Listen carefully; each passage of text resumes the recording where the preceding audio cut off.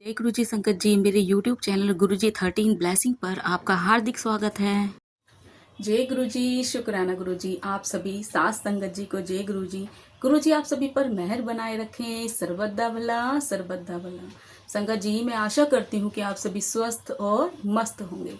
संगत जी आज का जो सत्संग है बहुत ही प्यारा सत्संग है। और संगत जी जो कि गुरु जी की डिवाइन बुक है दिव्य, जिसे हम पावन ग्रंथ भी बोल सकते हैं, क्योंकि हमारे लिए तो वो पावन ग्रंथ ही है। जिस तरीके से अगर हम बोलें श्री शिव महापुराण, पुराणों में पुराण कहा जाता है, उसी तरीके से अगर हम गुरु जी के पावन ग्रंथ दिव्य आभा या लाइट ऑफ डिविनिटी उसको पावन ग्रंथ की श्रेणी में रखें ना, तो बिल्कुल ठीक सटीक साबित होगा वो। क्योंकि उसमें जो अद्भुत सत्संग दिए गए हैं ना संगत जी, वो वाकई सुनने लायक हैं। और उस समय में जब गुरुजी चोले में थे तब तो बात ही क्या थी। गुरुजी ने चोले छोड़ने का जब निर्धारित कर लिया था कि मैं अब चोला छोड़ दूंगा, तो संगत जी उन्होंने कहा यही उद्देश्य रहा होगा इसके पीछे कि आने वाली जो जनरेशन है, जैसे कि हम लोग हैं, नई संगत है जो उनसे जुड़ेगी, तो उनके विषय में जो पावन ग्रंथ है वो पढ़ सकें। और इतने अद्भुत सत्संग हैं उसके, बहुत ही ज़्यादा।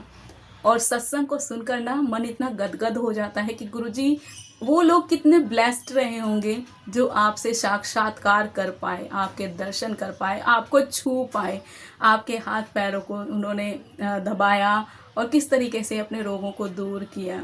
आपके हाथ, कहते ना, आप गुरु का आशीर्वाद ही बहुत कुछ होता है। जब आपने उन भक्तों के सर पर अपना प्रेम से हाथ रखा होगा तो वो क्या समा बंधा होगा संगत जी, बहुत ही प्यारा। और संगत जी जो गुरुजी हैं वो हमारे रक्षक हैं, किस तरीके से हमें समस्याओं से पार निकालते हैं वो ये हम ही जानते हैं। हमारे साथ भी मिरेकल हुए हैं, ये नहीं कहती कि पुरानी संगत के साथ हुए, हम लोगों के साथ भी मिरेकल हो रहे हैं। और किस तरीके से गुरुजी हमें समस्याओं से बाहर निकालते हैं वही सब है। और गुरुजी हमारे रक्षक हैं, बुराइयों से बचाते हैं, सही मार्ग पर लाते हैं। जो आज का सत्संग है वो कवर लाल अंकल जी का है, जो कि दिल्ली के एक निवासी हैं। बहुत ही प्यारा सत्संग है। सत्संग शुरू करने से पहले संगत जी हम गुरुजी का मंत्र जाप कर लें। ओम नमः शिवाय शिवजी सदा सहाय, ओम नमः शिवाय गुरुजी सदा सहाय, ओम नमः शिवाय शिवजी सदा सहाय, ओम नमः शिवाय गुरुजी सदा सहाय। जय गुरुजी। शुक्राना गुरुजी। संगत जी अंकल जी की जो बेटा था वो एक्सपायर हो गया था, मृत्यु हो गई थी, दुर्घटनाग्रस्त हो गया था। कोई दुर्घटना घटी तो उसकी दुर्घटना में मृत्यु हो गई थी। उनकी पत्नी बहुत परेशान रहती थी, आघात में रहती थी, बहुत दुखी थी, हमेशा रोती रहती थी। तो जब उनके कोई मित्र थे, वो सिंगापुर में रहते थे और राजदूत रहे, वो भूतपूर्व राजदूत भी रहे वो। तो वो जब मिले अंकल जी से तो उन्होंने ही गुरुजी की शरण में वो लेकर गए। कहीं ना कहीं गुरुजी रास्ता निकालते हैं। जब गुरुजी से मिले तो उनकी पत्नी को ब्लेस लोटा दिया, जिससे आप सभी जानते हैं कि आधा पानी भरकर पीना होता है, आधा नहाना होता है उससे। उन्होंने वैसे ही किया और 15 दिन में बिल्कुल वो स्वस्थ हो गई। उसके बाद संगत जी अंकल जी का ट्रांसफ़र हुआ तो गुरुजी ने मना किया कि अभी ज्वाइनिंग नहीं करनी है, लेकिन फिर भी उनकी बात की अवहेलना कर कर अंकल जी ने वो ज्वाइनिंग कर ली और वो मुसीबत में घिर गए। वहाँ से उनको बाहर निकाला। फिर सबसे बड़ा जो मेन सत्संग कह सकते हैं, या पूरा ही सत्संग डिवाइन सत्संग है, जहाँ पर अब अंकल जी को अपनी बेटी की शादी की समस्या थी। तो गुरुजी ने कैसे उनको वर पक्ष से, क्योंकि वो लड़के वाले जो अंकल जी को लग रहा था दी बेस्ट हैं, लेकिन गुरुजी को सब पता था क्योंकि वो अंतर्यामी है संगत जी। गुरुजी ने अंकल जी को इनडायरेक्टली बोला कि जैसे ही वर पक्ष के लोग आएंगे तुम उनको सफ़ेद रसगुल्ले खिलाना, तब देखना क्या होगा। उन लड़के वालों ने सफ़ेद रसगुल्ले खाए नहीं। अंकल जी ने भी सर्व किए उनको, तब उन्होंने मना किया। उनकी पत्नी ने, आंटी जी ने सर्व किए तब भी मना कर दिया, उनके बेटे तक ने सर्व किया तभी भी उन लड़के वालों ने वो रसगुल्ले नहीं खाए। और बाद में जब घर गए तो उन्होंने वो रिश्ता मना कर दिया। अंकल जी शोक में डूब गए थे कि ये क्या हुआ, लेकिन गुरुजी को सब पता था। गुरुजी ने जब एक दिन गुरुजी ने बोला कि परेशान मत हो, इसके लिए रिश्ता खुद आएगा। जब उनकी लड़की को एक लड़का देखने के लिए आया और अंकल वहां से कोई जवाब नहीं था, अंकल जी थोड़ा टेंशन में थे। 2 महीने निकल गए थे कि अभी तक कोई समाचार नहीं आया, उनका तो कोई जवाब ही नहीं आया, ना हाँ आया ना आया। अंकल जी बहुत टेंशन में थे। गुरुजी ने उनको कॉल करके बुलाया, चाट के लिए पूछा दिल्ली में सबसे मशहूर चाट कहाँ मिलती है। अंकल जी ने बताया कि कहाँ पर मिलती है, उन्होंने चाट खाई और गुरुजी के जितनी संगत थी और गुरुजी ने अंकल जी को बोल दिया कि रिश्ता पक्का हो गया है, सिर्फ एक चाट पर। कितना संजोग की बात है, रसगुल्ला खिलाना रिश्ता नहीं हुआ और चाट खिलाना मीन्स रिश्ता हो गया। कितनी अद्भुत है, क्योंकि वो अंतर्यामी हैं और वो सब कुछ जानते हैं। चलिए संगत जी, सत्संग शुरू करते हैं। जय गुरु जी, शुक्राना गुरु जी। माँ के आंसू पूछे। 1998 1998 की बात करते हैं, में लाल परिवार का सब कुछ बदल गया।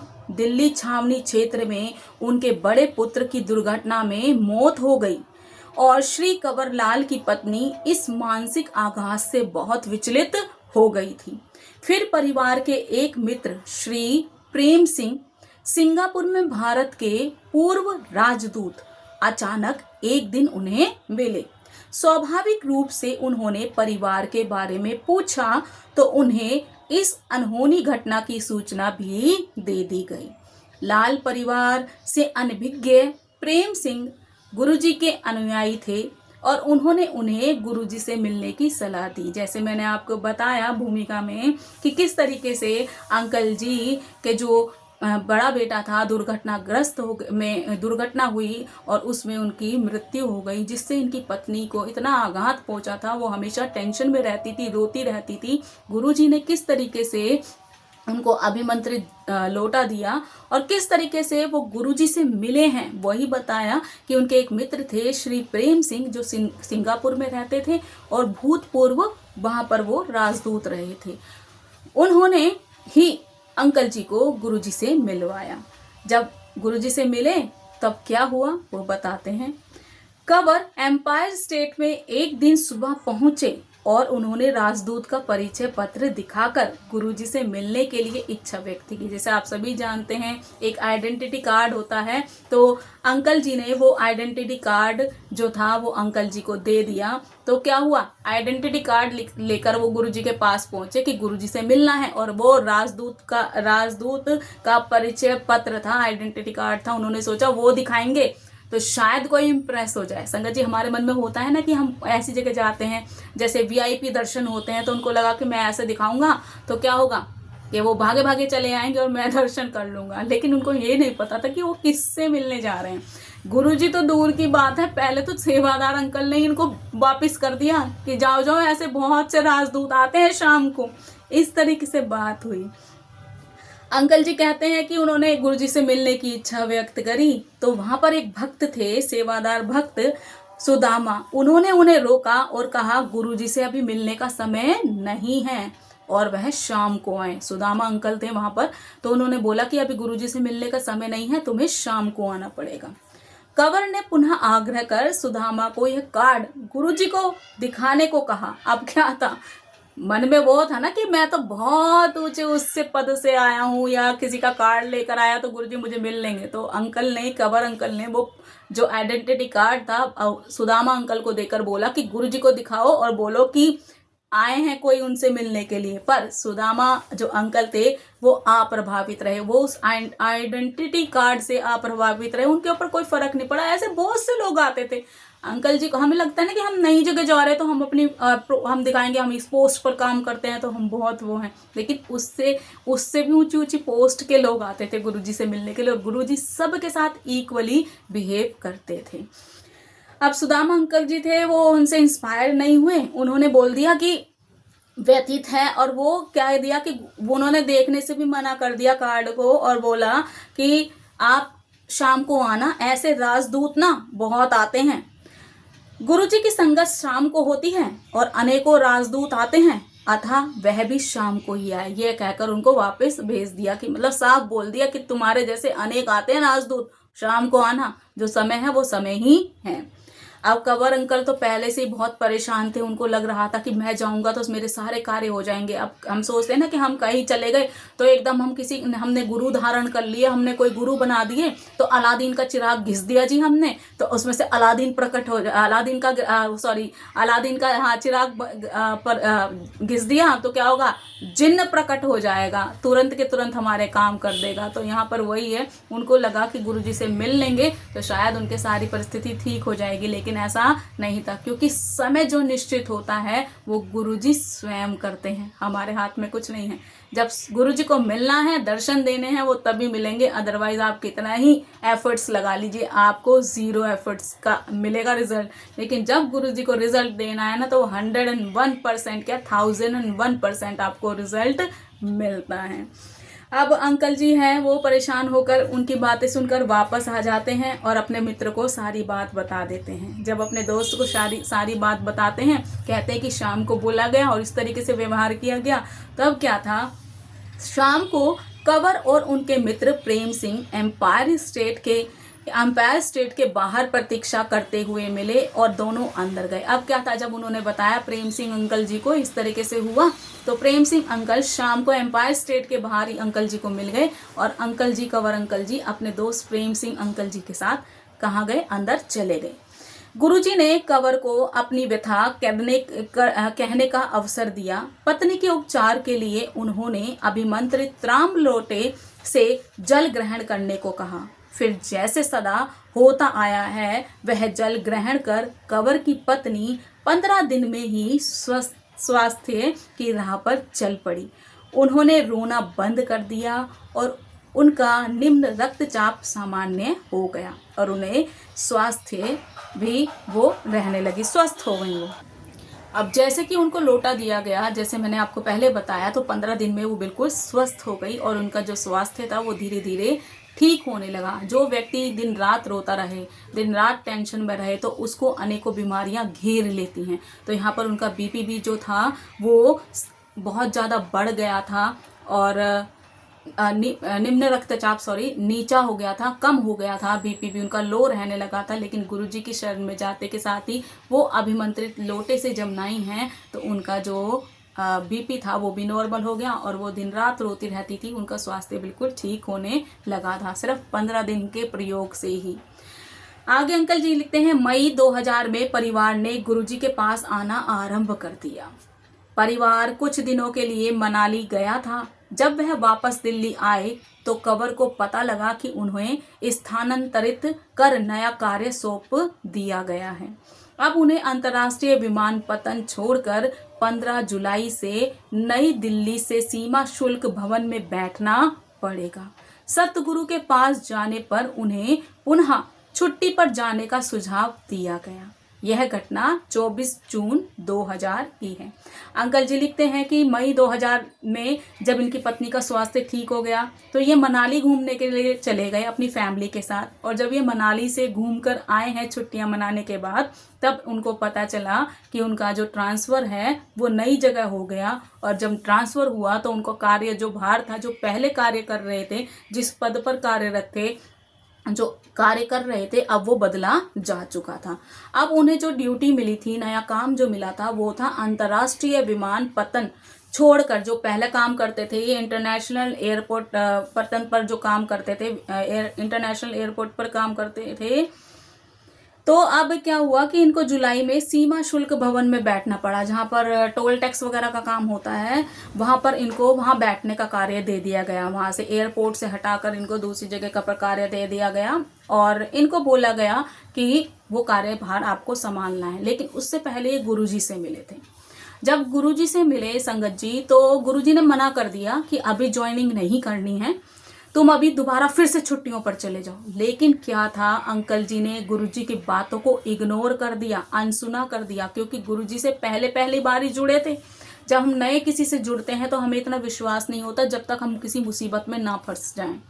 जब हम मुसीबत में फंसते हैं ना संगत जी, तो हम चारों तरफ भागना शुरू कर देते हैं, और जिस दर से हमें समस्या का समाधान होता है फिर उसको हम छोड़ते नहीं हैं।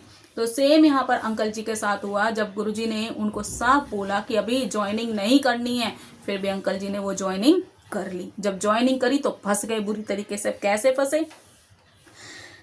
उस समय कंवर के मन में गुरुजी के लिए पूरा विश्वास नहीं था, ऐसा अब वह कहते हैं। बाद में कहते हैं, जब समय बीत जाता है ना, तब हम पीछे की तरफ मुड़कर देखते हैं कि हमारे साथ क्या क्या परेशानी थी और कैसे कैसे हम पार निकले और किसकी मदद से निकले हैं। वो चीज़ें कभी नहीं भूलनी चाहिए। अंकल जी कहते हैं, उनकी अवहेलना मैंने कर दी थी क्योंकि कार्यालय जाना मैंने आरंभ कर दिया था। उसी समय सीमा शुल्क विभाग के 48 अधिकारियों के विरुद्ध कार्यवाही आरंभ कर दी गई। कंवर भी उनमें से एक थे। यदि उन्होंने गुरुजी का कहा माना होता तो उनका नाम आता ही नहीं।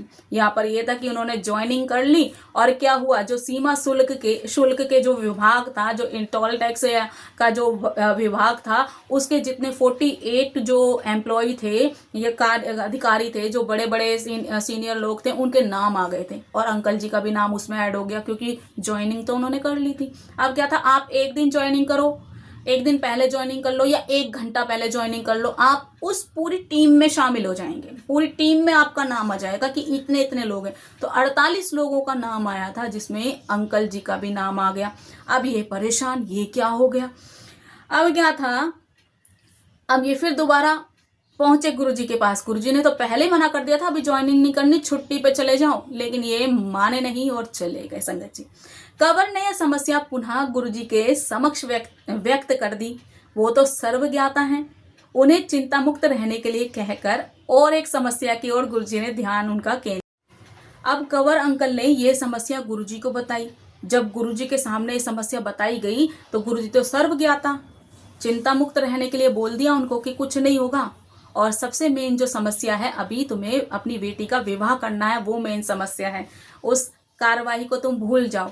अब अंकल जी सोच रहे थे अपने मन में कि ये क्या है, वो तो परेशान थे, लेकिन गुरुजी ने बोल दिया तो शायद उन्होंने भी वो ध्यान तो दिया नहीं उस चीज़ को, क्योंकि वो अभी गुरुजी पे इतना विश्वास नहीं कर रहे थे। लेकिन कहीं ना कहीं उन्होंने गुरुजी की बात मान ली, और ऐसा ही हुआ।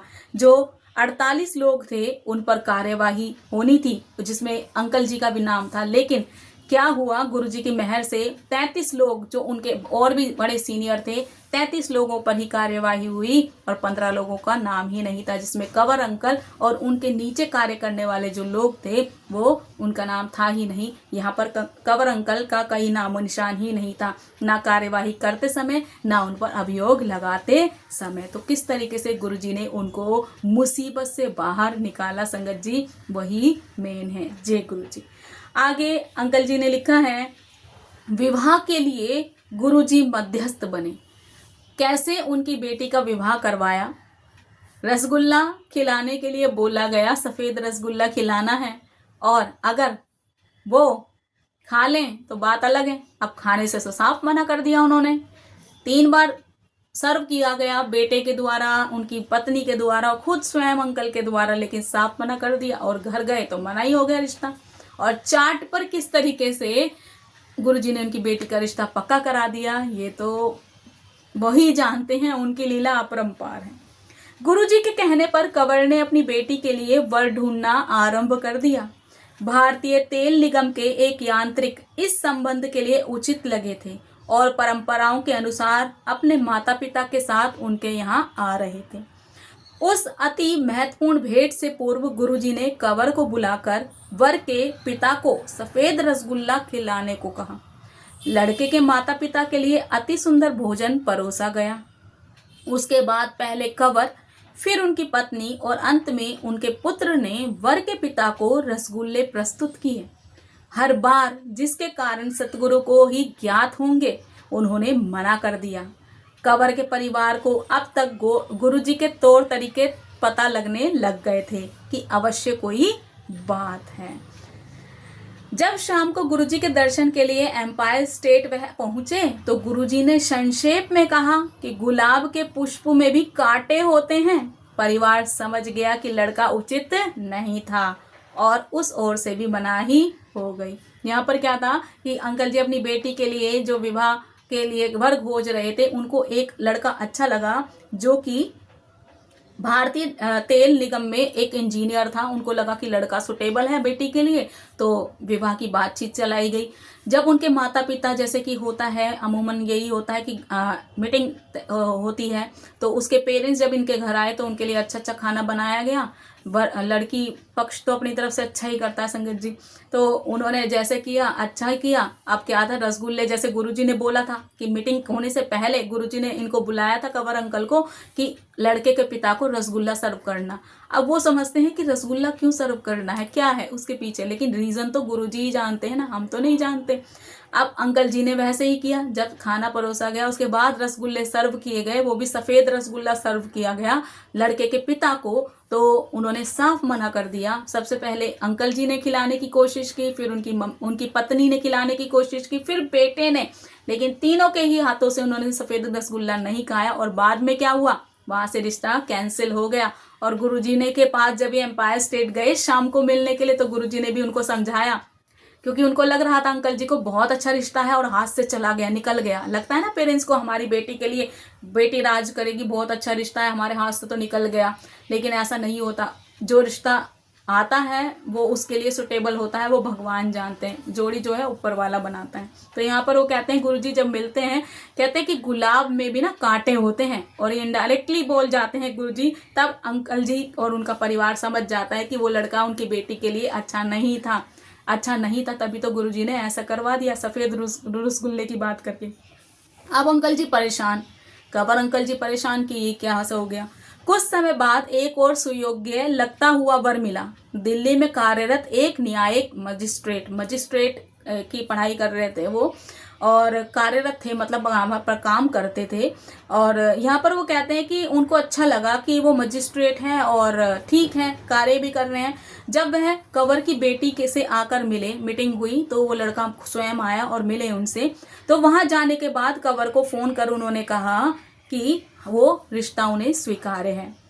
साथ ही उसने अपने माता पिता की स्वीकृति लेने को भी कहा, क्योंकि अकेला लड़का आया था मीटिंग करने के लिए। जब उन्होंने जब लड़की को देखा, उस लड़के ने तो हाँ कर दी इनकी बेटी को देखकर, और बाद में उनको फोन करके बोला होगा, जैसे भी बोला होगा कि लड़की पसंद है, और अपने माता पिता को भी उसके लिए वो बताएंगे।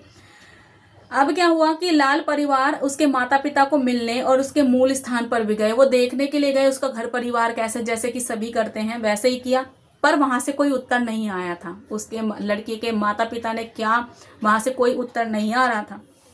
एक दिन गुरुजी ने कंवर को फोन किया और अचानक ही पूछा कि दिल्ली में सबसे अच्छी चाट कहाँ मिलती है। कंवर ने उत्तर दिया कि उनकी जानकारी में सबसे अच्छी चाट शाहजहां मार्ग पर संघ लोक सेवा आयोग भवन के कोने पर मिलती है। गुरुजी ने उन्हें वहां 6:30 बजे पहुंचने के लिए बोल दिया। शाम को 6:30 बजे बुलाया गुरुजी ने। अंकल जी परेशान थे कि रिश्ते के लिए तो कुछ जवाब ही नहीं आ रहा। और तब गुरुजी तो जानी जान है, सब कुछ जानते हैं। गुरुजी ने अंकल जी को कॉल किया, बुलाया, पूछा कि दिल्ली में सबसे अच्छी चाट कहाँ मिलती है। अंकल जी ने बताया शाहजहां मार्ग पर और संघ लोक सेवा आयोग के आसपास ही कहीं कोने पर बता रहे कोई दुकान, वहां पर मिलती है। तो गुरुजी ने उनको, अंकल जी को बोल दिया शाम 6:30 बजे वहां पर आ जाना। अब क्या होता है, रिश्ता कैसे पक्का होता है। 6:30 बजे गुरुजी और उनके अनुयायी वहां पर चाट खाने के लिए पहुंच जाते हैं। गुरुजी ने एक प्लेट कंवर को देते हुए बेटी का विवाह निश्चित होने पर बधाई दे दी। उपस्थित अनुयायियों ने भी ऐसा ही किया। कंवर को समझ नहीं आ रहा था कि क्या हो रहा है, क्योंकि केवल उन्हें पता था कि लड़के वालों ने पिछले 2 माह से कोई उत्तर नहीं दिया था, किंतु शीघ्र ही वह समाचार भी आ गया। सदा की भांति गुरुजी के शब्द सत्य सिद्ध हुए। अब क्या था, मैंने जैसे आपको पहले बताया सॉरी 2 महीने पहले रिश्ते की बातचीत चल रही थी, सब कुछ देखा दाखी हो गई थी, मीटिंग हो गई थी, ये भी देखाए थे वो भी देखाए थे, लेकिन वहां से कोई जवाब नहीं आया। अब वो चिंतित थे कि क्या होगा, 2 महीने हो गए ना कोई जवाब आ रहा है, क्या होगा। तो गुरुजी तो जानी जान, उन्होंने कॉल किया, पूछा कि कहाँ चाट मिलती है। अंकल जी को बुला लिया 6:30 बजे उसी जगह, और वहां पर जो पहली प्लेट थी गुरुजी ने अपने हाथों से वो खुद जो थी वो कंवर अंकल को दी और उनको उनकी बेटी के रिश्ते के लिए बधाई दी कि मुबारक हो, जैसे कहा होगा मुबारक हो या जैसे बोला हो गुरुजी ने, बधाई दी। उसके बाद जो जितने भी गुरुजी की अन्य संगत वहां पर पहुंची थी गुरुजी के साथ, उन सब ने मिलकर अंकल जी को कॉन्ग्रेचुलेशन किया, बधाई दी। लेकिन अंकल जी तो असमंजस में थे कि जवाब तो 2 महीने से वहां पर अटका हुआ है, कोई आ ही नहीं रहा कुछ भी वहां से, और गुरुजी रिश्ते की बात कर रहे हैं और सब मुझे बधाई दे रहे हैं, ऐसे कैसे। कहते हैं जब वो अपने घर गए तो उनको वहां पर पता चला कि रिश्ते के लिए वहां पर हाँ हो चुकी है। हमेशा की तरह गुरुजी के जो शब्द थे वो हमेशा सिद्ध साबित हुए। आगे अंकल जी लिखते हैं, दामाद पर उपकार, उनके जो दामाद थे उस पर भी उपकार किया। कंवर के दामाद विभागीय परीक्षा में एक को छोड़कर सब विषयों में उत्तीर्ण हो गए थे। यह उन्हें विचित्र लग रहा था। कंवर ने इसका उल्लेख गुरुजी से किया। सतगुरु ने उत्तर दिया कि उसे तो सब विषयों में उत्तीर्ण हो जाना चाहिए था और हो जाएगा। कंवर को लगा कि गुरुजी संभवतः किसी और की ओर संकेत कर रहे हैं, जिसने उनके दामाद की सन्नति में बाधा डाली है। शीघ्र ही उच्च न्यायालय के न्यायाधीशों के पूरे समुदाय ने उनके दामाद की परीक्षा की समालोचना करी। उनकी कार्यशैली और वार्षिक गोपनीय रिपोर्टों के आधार पर उनके पक्ष में निर्णय लिया गया और उत्तीर्ण वो घोषित कर दिए गए। यहाँ पर अंकल जी कहते हैं कि जब उनके दामाद ने एग्जाम दिए थे तो वो सभी एग्जाम में पास हो गए थे और एक पेपर में रह गए। अब क्या था कि वो परेशान, ये बात उनको समझ नहीं आ रही थी कि ऐसा कैसे हो गया। अब जब ये बात उन्होंने कंवर अंकल ने गुरुजी के सामने रखी तो गुरुजी ने बोले उसको तो पास हो जाने चाहिए था, ऐसा तो नहीं है। लेकिन थोड़े समय बाद कहते हैं अंकल जी, जब गुरुजी ने उनको बोला कि उसको तो पास हो जाना चाहिए था, कोई समस्या नहीं है, लेकिन कंवर अंकल कहते हैं कि शायद वो किसी और की तरफ संकेत करके बोल रहे हैं, उसकी तरफ उनकी तरफ कोई और होगा। लेकिन क्या हुआ, थोड़े से समय बाद जो कमेटी बैठी, जितने भी मजिस्ट्रेट वगैरह थे उनकी कमेटी बैठी, तो न्यायाधीश वगैरह जो बैठे, मजिस्ट्रेट वगैरह जो बैठे हैं उनकी कमेटी बैठी, तो उनमें इनके जो दामाद थे, क्योंकि मजिस्ट्रेट रहे हैं वो भी, कि आगे पढ़ाई करते रहते हैं ये लोग, तो यहाँ पर क्या था कि उनके एग्जाम जो थे वो देख रहे थे, तो उन्होंने देखा, समालोचना की एग्जाम से, बाद में क्या पता चला कि वो पास हैं। वो एग्जाम में हो जाता है नंबर का जैसे भी रहा होगा क्राइटेरिया, तो कहते हैं उनका वार्षिक, उन्होंने उनकी वार्षिक जो कह सकते हैं एनुअल जो उनकी रिपोर्ट थी उसके आधार पर, जो उनका काम करने का तरीका था उसके आधार पर उनको उनका सिलेक्शन हो गया था, मतलब वो पास हो गए थे और उनको वो कार्यभार संभाल दिया गया था। और ये बात जब गुरुजी की बात पता चली ना कि हाँ सच सिद्ध हुई, तो गुरुजी की फिर से बात सिद्ध हुई। कहते ना हम बार बार अपने गुरु की परीक्षा लेते हैं, जब जिस दिन गुरु ने परीक्षा लेनी शुरू कर दी ना संगत जी, रोते पीटते रह जाएंगे हम लोग। हम गुरु की परीक्षा बार बार लेते हैं, हर जगह ले लेते हैं, गुरु जी ऐसा नहीं किया, गुरु जी वैसा नहीं किया, लेकिन वो तो गुरु ही जानते कब क्या करना है। पुत्र रक्षा, कंवर के पुत्र रोहित को गुड़गांव से बाहर सोहना पलवल मार्ग पर स्थित एपीजे यांत्रिक विद्यालय में प्रवेश मिलने के बाद वहां से छात्रावास में स्थान नहीं मिल रहा था। अपने एक पुत्र को दुर्घटना में खोने के बाद कंवर उसे प्रतिदिन 65 किलोमीटर दूर की यात्रा कराने में हिचक रहे थे, पर गुरुजी ने आश्वासन दिया। फिर जैसे नियति थी, एक दिन जिस गाड़ी में वह यात्रा कर रहा था, एक ट्रक से दुर्घटनाग्रस्त हो गई। वाहन चालक एक आंख खो बैठा और अन्य सब छात्र भी घायल हुए, पर रोहित को जैसे गुरुजी की इच्छा थी एक खरोच भी नहीं आई। जय गुरुजी। यहाँ अंकल जी कहते हैं जो इनके छोटे बेटे थे रोहित, उनको गुड़गांव के बाहर सोहना पलवल मार्ग पर स्थित एपीजे यांत्रिक महाविद्यालय इंजीनियरिंग के लिए वहां पर प्रवेश मिल गया था, और जो हॉस्टल था वहां पर उनको प्रवेश नहीं मिल रहा था। हॉस्टल में भी सीट्स होती हैं और रूम्स होते हैं, जब तक वो खाली नहीं होंगे तो दूसरे कैंडिडेट को कहाँ से मिलेगा। तो वहां पर कहते हैं छात्रावास में उसको स्थान नहीं मिल रहा था। अब क्या था, एक पुत्र वो खो चुके थे पहले, जैसे आपको बताया, अब ये छोटा था, तो कहते कि 65 किलोमीटर की जो यात्रा थी, जो घर से डिस्टेंस था वो बहुत दूर था, 65 किलोमीटर, तो वो नहीं चाहते थे कि इनका बेटा वो तय करे, क्योंकि पहला जो बेटा था वो भी दुर्घटनाग्रस्त ही हुआ था और दुर्घटना में ही उसकी मृत्यु हो गई थी। तो अंकल जी डर रहे थे वो चीज को लेकर, लेकिन गुरुजी ने उनको आश्वासन दे दिया था कि सब ठीक होगा। लेकिन कहते हैं ना कि हमारे जो मन के डर होते हैं ना वो हमारे सामने आ जाते हैं, तभी तो कहा जाता है कि पॉजिटिव रहो, नेगेटिव मत सोचो। जो नेगेटिव थॉट होते हैं ना हमारे, तो वो ही हमारे सामने कई बार आ जाते हैं। तो सेम अंकल जी के साथ हुआ। कहते हैं कि एक दिन क्या हुआ, जिस गाड़ी से मैं वो यात्रा कर रहा था इनका बेटा, तो ट्रक से वो दुर्घटनाग्रस्त हो गई और जो गाड़ी चला रहा था ड्राइवर, उसकी एक आंख भी खराब, मतलब आंख वो खो बैठा, अपनी एक आंख उसकी खराब हो गई, अपनी आंख खो बैठा वो। और जितने भी छात्र थे उस बस में बैठे हुए सभी के सभी घायल हो गए, लेकिन उनके पुत्र को एक खरोच भी नहीं आई, क्योंकि वो गुरुजी के संरक्षण में था।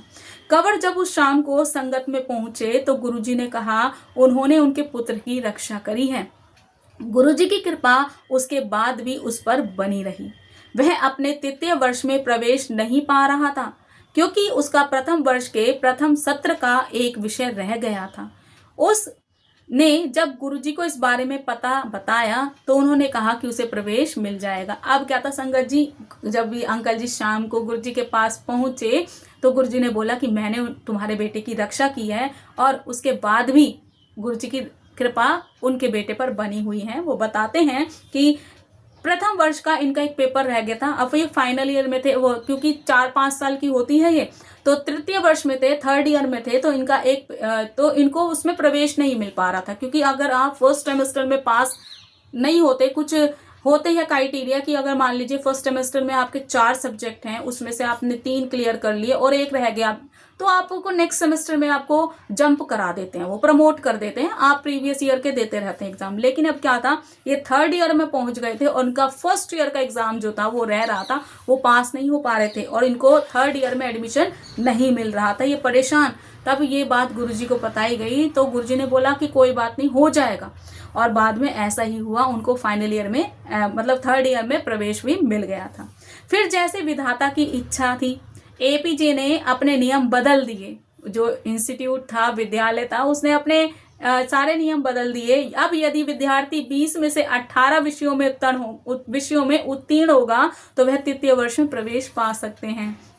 कि अब क्या हुआ, गुरुजी की कृपा और एपीजे जो विद्यालय था उसने अपने जो क्राइटेरिया थे उसमें चेंजेस ला दिए कि 20 में से 18 विषयों में जो उत्तीर्ण हो जाएगा वो तृतीय वर्ष में प्रवेश पा जाएगा। इस प्रकार रोहित तृतीय वर्ष में प्रवेश कर सका, पास हो, मतलब इस तरीके से वो आगे वो बढ़ चुके। तो मैंने आपको बताया ना कि हर जगह का अलग अलग क्राइटेरिया होता है। तो बीटेक वालों का अलग होता है, इंजीनियरिंग मतलब जो इंजीनियरिंग करते हैं उनका अलग होता है, जो मेडिकल के स्टूडेंट होते हैं उनका क्राइटेरिया अलग होता है। तो उनका सेमेस्टर के हिसाब से होता है, कितने एग्जाम होते हैं, क्या होता है। तो वही चीज है कि किस तरीके से गुरुजी ने वहां से समस्या से उनको पार निकाल दिया, क्योंकि अगले वर्ष एपीजे ने पुनः पुराना नियम घोषित कर दिया। ये सब गुरुजी की कृपा से था। उस समय क्राइटेरिया चेंज किया और नेक्स्ट टाइम फिर वही क्राइटेरिया पुराना वाला ला दिया। नियमों को सदगुरु की अभिलाषा अनुसार बदलना पड़ता है। नियम भी गुरुजी की कृपा से बदल जाया करते हैं। शल्य क्रिया बिना उपचार, शल्य क्रिया ट्रीटमेंट हुआ बिना उपचार के। कंवर की सांस की दिल्ली के सर गंगाराम चिकित्सालय में शल्य क्रिया होनी थी, क्योंकि उनके दाएं घुटने में बहुत पीड़ा थी, परंतु गुरुजी ने उसके लिए मना कर दिया। साथ ही यह निर्देश दिया कि उन्हें चिकित्सालय के आसपास भी नहीं ले जाना है। सदगुरु ने पुनः अभिमंत्रित त्राम लोटे का उपचार करवाया और चमत्कार हो गया। उनके घुटने की वेदना 1 माह में समाप्त हो गई और वह उसे पहले जैसे हिला डुला भी सकती थी। यहाँ पर कहते हैं कि गुरुजी ने शल्य क्रिया कह सकते हैं नहीं करवाई, और वो भी बिना उपचार के। उनकी जो कंवर अंकल थी, उनकी जो मदर इन लॉ थी, वो परेशान थी, उनके घुटने में दर्द रहता था, बाएं घुटने में दर्द रहता था, और वो उनका सर गंगाराम चिकित्सालय में जो था उनका ट्रीटमेंट होना था। तो गुरुजी से जब ये बताई गई परेशानी तो गुरुजी ने बोला कि उनको हॉस्पिटल के आसपास भी नहीं ले जाना है और कुछ नहीं करना है। तब क्या हुआ कि गुरुजी ने उनको तांबे का लोटा अभिमंत्रित करके दिया, और उससे वो, जैसे आप जानते हैं, आधा नहाना होता है उस जल से और आधा उसको पीना होता है। तो आंटी जी ने वैसे ही किया होगा, तो उसके बाद 1 महीने में उनकी जो सारी पीड़ाएं थी वो समाप्त हो गई, और जैसे वो सारे काम कर रही थी वो वैसे कर पा रही थी। जय गुरुजी, शुक्राना गुरुजी। बहुत ही प्यारा सत्संग आज का। और संगत जी, मैं आज अपनी वाणी को यहीं विराम दूंगी। ओम नमः शिवाय, शिव जी सदा सहाय। ओम नमः शिवाय, गुरुजी सदा सहाय। जय जय गुरुजी, शुक्राना गुरुजी। जय जय गुरुजी।